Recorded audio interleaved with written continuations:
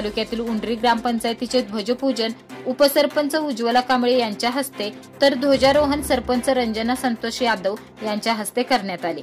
यावेळी सरपंच रंजना यादव यांनी आपल्या भाषणामध्ये गावातील विकास हा नेहमीच सर्वांच्या सहकार्याने व मदतीने होत असतो, त्यामुळे गावाचा विकास करताना राजकारण बाजूला ठेवून गावाचा विकास करूया असे त्यांनी सांगितले। यावेळी सरपंच रंजना यादव यांच्यासह विविध क्षेत्रातील मान्यवरांच्या हस्ते पत्रकार, महावितरण कर्मचारी तसेच गावचे ग्रामदैवत निनाई देवी मंदिरासाठी मदत करणाऱ्या नागरिकांचा व गावामध्ये डॉल्बी मुक्त गणेशोत्सव साजरा करणाऱ्या तरुण मंडळांना मानपत्र व वृक्ष देऊन त्यांचा सत्कार करण्यात आला। यावेळी गावातील सर्व विविध क्षेत्रातील मान्यवर, तरुण तसेच पदाधिकारी, ग्रामस्थही उपस्थित होते।